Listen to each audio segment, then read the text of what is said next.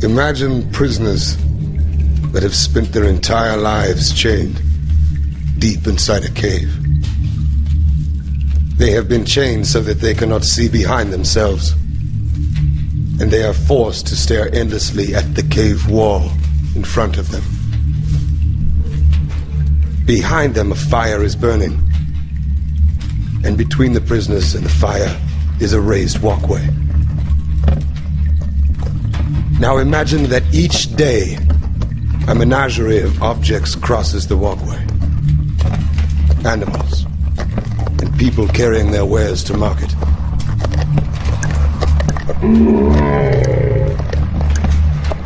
Their shapes create an intricate shadow play on the wall in front of the prisoners. This is the only world that the prisoners have ever known. The shadows and the echoes of unseen objects. Now, imagine that the prisoner is released.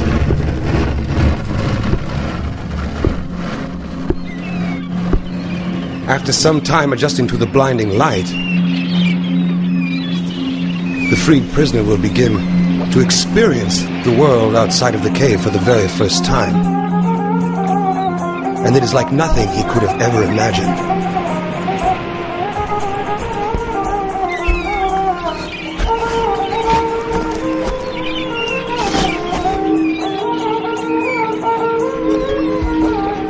With his new perception of the world, the man will of course want to return to his friends to share his incredible discoveries.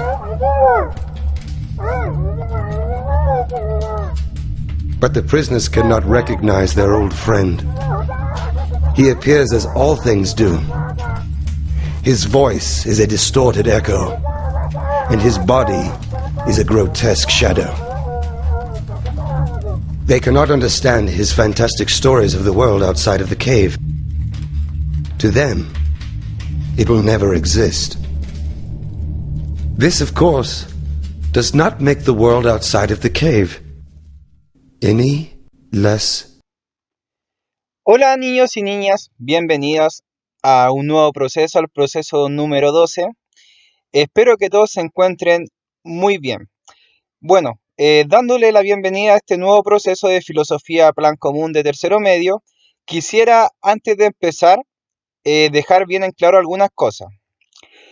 Vamos a dar un paso de la unidad 2 a la unidad número 3, ¿no? Vamos a dar un nuevo paso a una nueva unidad, a un nuevo contenido que viene siendo la unidad 3, una introducción a la filosofía griega, a la filosofía clásica, ¿no? Vamos a ver ya conceptos netamente puros de la filosofía, ¿ya?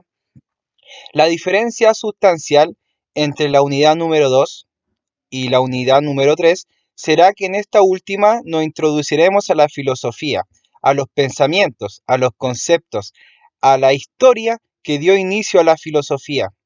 A diferencia de la unidad número 2, donde trabajamos dos textos filosóficos de la Escuela de Frankfurt, no sé si se acuerdan de El hombre unidimensional y la industria cultural, donde se pregunta estos autores sobre la condición humana dentro de la sociedad capitalista, sobre el auge de los modos de producción y el auge de la industria cultural.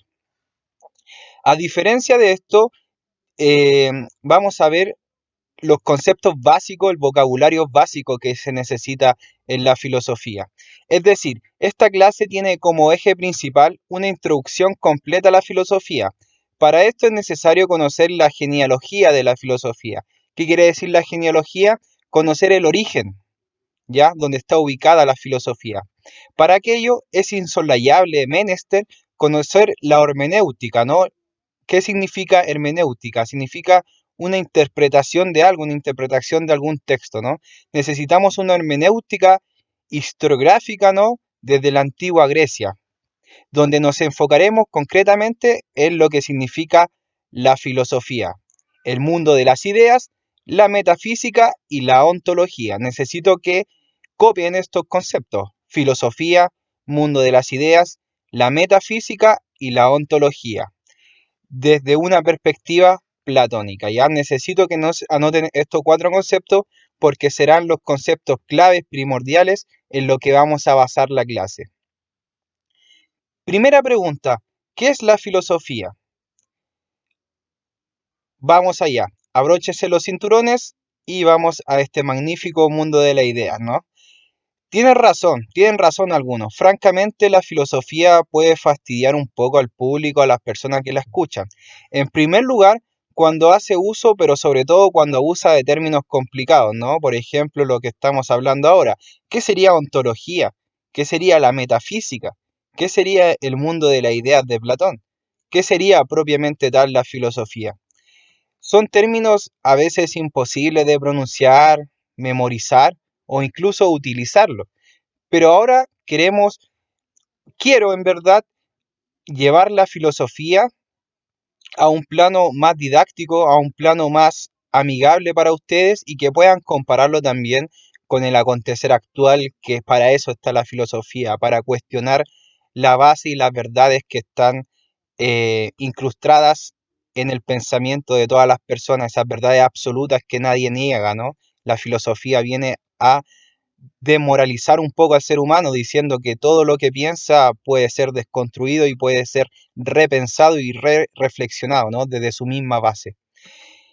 Cuando se entusiasma por cuestiones que aparecen carentes de interés o ridículas, ¿por qué hay algo más allá o más bien nada, ¿no? ¿Por qué hay algo más allá? ¿Por qué hay que pensar en la filosofía? Puede ser que tengan razón, la filosofía puede practicarse con auténtico placer y también puede pues pasar a ser algo aburrido, ¿no? Ante todo, precisamos que el vocabulario técnico especializado puede ser necesario. Se le concede sin problemas al médico, por ejemplo, o al mecánico, lo que pueden hablar. El uno, por ejemplo, el médico habla sobre el corazón, habla sobre el cuerpo humano, el otro habla sobre el balancín, habla sobre el motor del auto, ¿no? Al igual que la filosofía, ¿no? La filosofía también está especializada a través de algunos conceptos. En filosofía casi siempre es mejor evitar o inclinarse por el vocabulario corriente, ¿no? Por ejemplo, como profesor yo trato de hablar lo mejor posible, lo más corriente se podría decir, o lo más común posible y no ocupar términos complejos que puedan entorpecer un poco el aprendizaje. Pero si es posible hacer esto, ¿no? Por la cuestión un tanto fina necesita instrumentos apropiados. En la filosofía necesitamos instrumentos apropiados. ¿Ya? Podemos recurrir a conocimiento, a conceptos sin exagerar. El vocabulario técnico se aprende, no se nace con él, chiquillo. ¿Ya? Necesitamos aprender un vocabulario técnico, ¿no? Un vocabulario básico de la filosofía para poder hablar de ella. No se puede pintar sin el pincel, por ejemplo. Entonces, acepta el principio que podés ampliar tu vocabulario, aprendiéndose algunas palabras de filosofía fundamentales para reflexionar más eficazmente. Cuando más rico sea su vocabulario, niños, más profundo puede ser su pensamiento.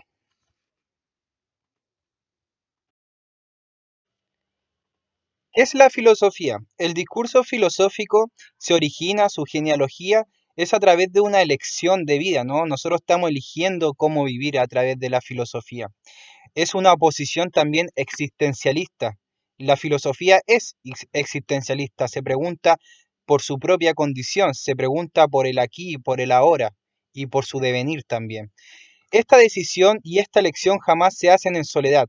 Nunca hay filosofía ni filósofo fuera de un grupo, fuera de una comunidad, en una palabra, fuera de una escuela filosófica. Y es precisamente esto lo que quiero yo destacar. La filosofía necesita una representación, necesita una base donde sustentarse, ¿no? A través de los vocabularios que han expuesto, por ejemplo, Platón, Aristóteles, Foucault, Nietzsche, a través de los siglos, a través de toda la historiografía de la filosofía.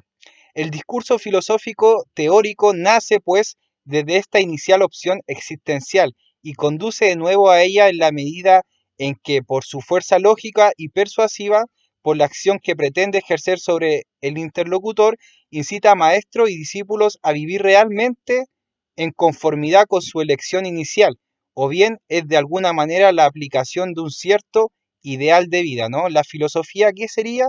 Sería una elección de vida, una elección a través de la reflexión de las ideas. Para ser concreto, y es lo que voy a preguntar en la tarea o ticket de salida, la filosofía es el estudio de un conjunto, una variedad de problemas fundamentales acerca de cuestiones como la existencia o la verdad, la moral, el conocimiento, la estética, por ejemplo, lo que estamos viendo en el electivo, la belleza, ¿no? ¿Qué es la belleza? ¿Qué es el lenguaje, ¿no? ¿Qué es lo que pasa por la mente? También lo que vimos con Sigmund Freud, ¿no? Que es el ello, el superyo. Todo eso en la filosofía, ¿no? Es el estudio de problemas fundamentales sobre la existencia, el conocimiento, la verdad, el lenguaje, todo lo que es tangible y lo que es intangible, ¿no? Para saber un poco sobre la historiografía de la filosofía, sobre la historia, ¿no? que tiene desde la antigua Grecia y también en Medio Oriente, vamos a ocupar el texto Filosofía para principiantes, que ustedes lo pueden googlear y nos pueden encontrar en PDF. Es un texto súper cómodo, es un texto muy fácil de leer, que ustedes lo pueden ocupar y es muy bueno también, es muy entretenido y salen muchas viñetas, muchos cómics que a ustedes les puede resultar mucho más didáctico y mucho más amigable, ¿no? Y lo invito a todos a leer este texto que está en PDF de forma online. Empecemos. Ciertos filósofos dirán que estudiar la historia general de la filosofía es una tarea imposible, tal vez distorsionante, pero como dijo alguna vez un filósofo, es mejor hacer algo mal que no hacer nada. Aquí dos hombres se preguntan, ni idea, no soy filósofo. ¿Por qué la cerveza es más rica después de haber trabajado duro? Estas preguntas, ¿no? Estas preguntas que se hacen los seres humanos, ¿no? Estas preguntas ontológicas. ¿Qué es, pues, la filosofía? Como sobre esto nadie se pone de acuerdo, no es una buena pregunta para empezar, aunque la mayor parte de la filosofía empiezan con la pregunta equivocada o la respuesta equivocada, ¿no? Nosotros muchas veces hemos filosofado, pero sin darnos cuenta, no hemos cuestionado el mundo, pero no tenemos los conocimientos necesarios. Es decir, ¿hemos filosofado de verdad? Sí, se ha filosofado sin tener idea de algunos conceptos, ¿no? Pero es mejor saber los conceptos que no saberlos, ya que nuestra dialéctica, nuestra hermenéutica, nuestra sabiduría va a crecer mediante tengamos algo como base, ¿no? En Grecia, la filosofía quería decir amor por la sabiduría. Esta frase yo creo que ya la han escuchado. Y parece una definición razonable, pero no nos llevará muy lejos, porque a lo largo de la historia hubo aguda discrepancia acerca de lo que es sabiduría. Aquí Karl Marx, ¿no? Este autor muy importante con respecto a la revolución, ¿no? de la lucha de clases. Marx, de hecho, es un sustentador intelectual de la política de izquierda, ¿no? La lucha de clases, la plusvalía, cosas que igual hemos trabajado, pero más adelante vamos a adentrarnos mucho más a la filosofía de Karl Marx, así que no se preocupen. Marx y otros anunciaron la muerte de la filosofía. Esto le dificulta la tarea a los filósofos profesionales. Un italiano llamado Gramsci aseguró que todos somos de algún modo filósofos, es decir, todas las personas tienen el derecho, el deber, la eficacia, tienen el talento para filosofar, todos podemos hacerlo. Antes de adentrarnos cada vez más a la filosofía, debemos saber algunos conceptos básicos, ¿no? Alguna definición. Estos conceptos igual lo vamos a ver más adelante, por ejemplo, la filosofía platónica, la metafísica de Platón, es muy importante, de hecho es algo básico de entender para adentrarse más a la filosofía. Esta es una definición platónica de qué es la metafísica, es una definición griega de lo que los atenienses, los filósofos atenienses creían que era la filosofía, ¿no? La metafísica es un elemento que da origen a la filosofía, donde estudia los problemas centrales del pensamiento filosófico, ¿no? El ser en cuanto ser, ¿no? El ser en cuanto tal. Critica la percepción como verdad absoluta, el Dios. el mundo, y da origen también al concepto de alma, ¿no? Platón da el origen al concepto de que cada ser humano tiene razón y también se compone de un alma, ¿no? Esa alma es un aura, es algo metafísico, es algo que va más allá de lo físico, ¿no? La metafísica. Es decir, intenta describir las propiedades, fundamentos, condiciones y causas primeras de la realidad, así como su sentido y finalidad. La metafísica es una pregunta existencialista de por qué estamos acá, qué nos da sentido, qué finalidad tenemos. Por ejemplo, Platón dice que la finalidad del ser humano es ser feliz, pero ser feliz no quiere decir que te vas a embriagar o vas a ir de juerga todos los días. La felicidad hay que trabajar, hay que currar para ganarse la felicidad, ¿no? Su objeto de estudio es lo inmaterial. El objeto de estudio de la metafísica es lo inmaterial.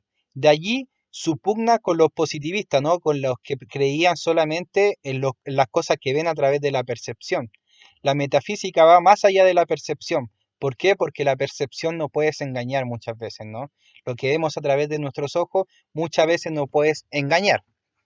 También Platón dirá que la metafísica, el mundo de las ideas, ¿no? El mundo inteligible, por ejemplo, de la caverna, está más allá de lo telegible, ese mundo de las ideas en la perfección. Ejemplo, nosotros tenemos una mesa y esa mesa se puede destruir, pero nuestra idea de mesa que tenemos en la cabeza, esa idea metafísica, es perfecta. De hecho, es indestructible, solamente necesitamos tener una idea de lo que es la mesa, ¿no? Irnos a un plano metafísico. Por consiguiente, el pensamiento metafísico va más allá de lo tangible y de los sentidos, ¿no? ¿Qué es la ontología? La ontología, chiquillos, diferencienlo de la metafísica, ya que da una explicación simple, ¿no? Es un primer acercamiento a la concepción que tenemos sobre el carácter de la realidad. Ejemplo, todos disponemos de una determinada concepción sobre el carácter de la realidad. Hoy en día nosotros creemos en el progreso, creemos que a través del sistema que estamos viviendo, cada vez el ser humano es más bueno, ¿no? Pero no, otros filósofos dirán que el ser humano, de hecho, ha decaído durante el tiempo, ¿no? Nuestra actualidad, de hecho, el ser humano está en decadencia para algunos filósofos, ejemplo, Nietzsche, Foucault, ¿no? Ellos dicen que la humanidad a través del progreso, a través del ámbito capitalista o los estados de derechos contemporáneos, han hecho una política que ha destruido el, el progreso del ser humano, la realidad. Por lo general, ella es implícita, no la tenemos consciente y se manifiesta en determinados supuestos a partir de los cuales operamos en la vida. Normalmente no nos damos cuenta del hecho de que disponemos de una tal concepción de la realidad. ¿Qué es la ontología? Digámoslo directamente para que ustedes también puedan responder a través del ticket de salida y la tarea. La ontología es el concepto inicial de la metafísica, es la cuestión humana de preguntar por el carácter del ser. ¿Qué es la materia? ¿Qué es un proceso? ¿Qué es el espacio-tiempo, no? ¿Hay propiedades emergentes? ¿Ya? Eso es lo que es la ontología, es la pregunta por la realidad. ¿Estamos viviendo el presente o quizá estamos en otro tipo de realidad? ¿Puede haber una realidad alterna? ¿Podemos estar viviendo paralelamente con otro universo, por ejemplo? ¿Qué es la línea de tiempo? ¿Estamos viviendo en un tiempo cronológico? ¿El mundo es cronológico? ¿Está avanzando o está retrocediendo? Eso es la ontología, ¿no? A diferencia de la metafísica, que la metafísica es todo lo que está más allá de lo físico, ¿no? Es una cuestión hermenéutica para entender, por ejemplo, el mundo inteligible. A diferencia de la ontología, chiquillos, que claro, la ontología se pregunta por la realidad. ¿Qué realidad estamos viviendo? Y la metafísica se pregunta por lo que va más allá de lo físico, lo que va más allá de lo tangible. Sigamos comprendiendo qué es la filosofía, que es como el objetivo que tenemos. ¿Estás un poco confundido? No te preocupes, acá vamos a dar una definición un poco más amigable. La filosofía es la tierra de nadie, dirá Bertrand Russell. La filosofía es la tierra de nadie, situada entre la ciencia y la teología, ¿no? ¿Qué sería la teología, no? El estudio de la religión. y expuesta al ataque de ambos bandos, ¿no? La ciencia y la religión atacan a la filosofía. La filosofía sería la tierra de nadie, por ejemplo. Hay muchas definiciones de la filosofía. Acá hay un hombre y una mujer preguntándose qué es la filosofía. Le daré una lectura. Es la definición de un típico filósofo analítico moderno. La filosofía no será lo que hacen los filósofos. No sé, todavía no soy filósofo, dice el caballero. Todos los filósofos son hombres, ¿no? No estoy seguro, nunca pensé en eso. Ah, entonces tú sabes lo que es la filosofía. Bueno, entonces evidentemente no eres un filósofo. Por lo que yo sé, es pensar sobre el pensar. ¿Por qué piensas eso? Y si piensas sobre cómo conocer cualquier cosa, hasta el precio de una cerveza, te das cuenta de que piensas sobre tu forma de pensar. Supongo que puede ser cierto, pero de todo modo, pero no te tomo la palabra, tendré que examinarlo. Por supuesto, pero al menos coincidimos en que este es un comienzo para entender la filosofía, ¿no? Ellos se están preguntando qué es la filosofía.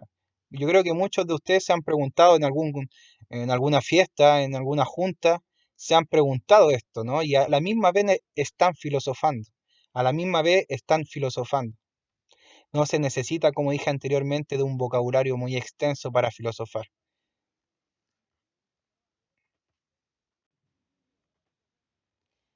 Aunque parezca raro, en lo que sí se coincide en la filosofía es el momento en que empezó, ¿no? ¿Y por qué? Bien, escuchemos al filósofo alemán Karl Jasper, ¿no? El eje de la historia mundial parece pasar por el siglo V a.C., en mitad del proceso espiritual que hubo entre los años 800 y 200 años antes de Cristo, donde surgió Confucio, Lao Tse en China, esto es la filosofía oriental, ¿no? Buda en la India, Zaratustra en Persia, los profetas del Antiguo Testamento en Palestina, Homero, los filósofos y los dramaturgos trágicos en Grecia, ¿no? Homero, Platón, Aristóteles, Sócrates, los presocráticos. Y se coincide en cuanto al lugar donde se inició, en la antigua, clamada y menester Grecia, ¿no? ¿Por qué Grecia? En el siglo VI a.C., las ciudades-estado de Grecia continental eran prósperos centros comerciales. A través de su teatro, los griegos desarrollaron la idea del imperio de la necesidad más que el azar ciego. Echaron los cimientos básicos de la democracia, ¿no? Ellos concibieron los derechos fundamentales de los ciudadanos, ¿no? Dieron los cimientos básicos de la democracia, votar por algún representante, aunque la democracia griega pedía muchos requisitos para ser votante. Ejemplo, ser hombre, ser mayor de edad, arriba de 21 años, ser el hombre de la casa y sobre todo ser hombre, ¿no? No ser esclavo ni extranjero. Porque ya que veían a la mujer como ciudadano de segunda clase, a los ancianos como ciudadanos retirados y a los niños como ciudadanos incompletos. Es decir, para ser ciudadano en la antigua Grecia deberías cumplir con muchos requisitos que ahora en la Estado de Derecho contemporáneo no se piden, ¿no? En la política contemporánea no se piden tanto. Entonces su lengua era apropiada para la descripción precisa. Habían tomado la geometría de los egipcios y del Asia Menor la astrología y el calendario. No obstante, no hay certeza sobre estos primeros datos históricos, ya que no sabemos a quién echarle la culpa de quién empezó la filosofía. Por eso tomamos a la antigua Grecia, ¿no? Porque la filosofía, al fin y al cabo, podría haberse hecho antes de la prehistoria, ¿no? ¿Por qué no? A través del inicio del lenguaje también pudo haberse iniciado la filosofía. Como dije anteriormente, el objetivo de la clase también era ver a Platón. ¿Quién es Platón? Platón, como dije anteriormente, es uno de los padres fundadores de la filosofía. Vivió entre los años 428 y 354 a.C. Era un aristócrata, es decir, una persona con dinero, una persona con poder dentro de la antigua Grecia, dentro de los estados ciudad de la Grecia antigua. Después de la muerte de su amado Sócrates, ¿no? Uno de los fundadores también, uno de los maestros de Platón, abandonó Atenas, a la que más tarde regresó para fundar la academia, ¿no? Una de las primeras academias de filosofía. Fue el prototipo de todas las universidades futuras, esta academia que nació en Grecia. Las materias básicas eran aritmética, geometría, astronomía y armonía sonora.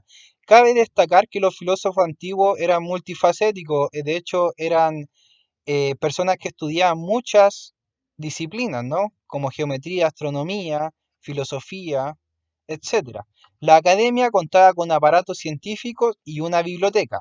Su finalidad era adiestrar la mente para permitir que los hombres pensaran por sí mismos, ¿no? Lo que Platón reconoce como la razón.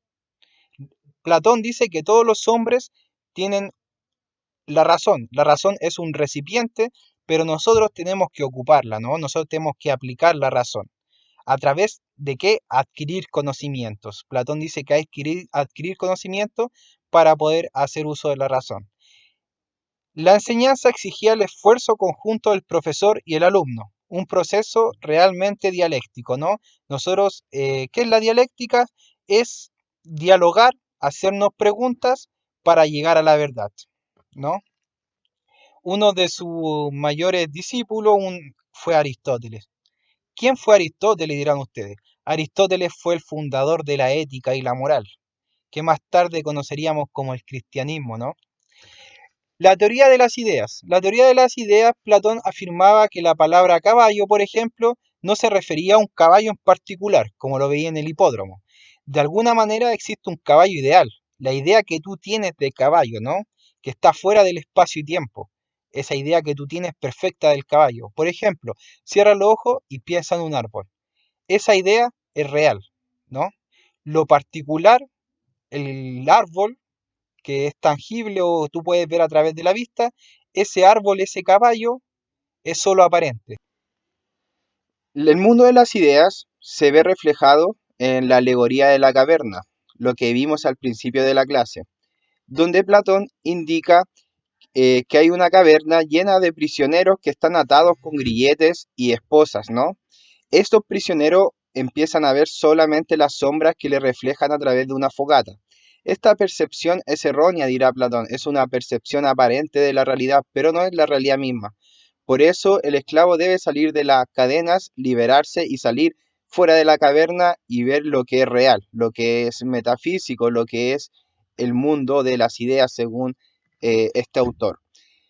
Por ello, podríamos reflejar que el mundo de las ideas hoy en día se ve reflejado, por ejemplo, en los medios de comunicación, que nos dan una realidad aparente de lo que es la verdad o lo que podemos percibir, ¿no? Y también en la cultura en la que formamos parte. Muchas veces la cultura no viene de la mano con lo que nosotros pensamos o lo que nosotros queremos, ¿no? Por ejemplo, una persona religiosa islámica quizás no se ve reflejado por su cultura y quiere salir más allá y quiere ser más libre. Es un ejemplo. O también las personas que ven mucha televisión o juegan mucho con el celular, ven una realidad aparente, pero no ven lo que es real, como diría Platón, no ve el mundo de las ideas, no piensa más allá, no reflexiona y no se replantea las cosas. Entonces esto podría ser una anexión entre los conceptos difíciles que vimos de la metafísica, de la ontología, que es la pregunta por la condición humana, la pregunta de por qué estamos viviendo como estamos viviendo, ¿no? Eso podría ser una anexión también con la actualidad. Chiquillos, para finalizar, les dejo esta viñeta muy entretenida, como les repito, es un texto, se llama Filosofía para principiantes, que ustedes pueden revisar a través de Google, buscan Filosofía para principiantes y descargan el PDF. Es súper sencillo, se los recomiendo mucho. La actividad.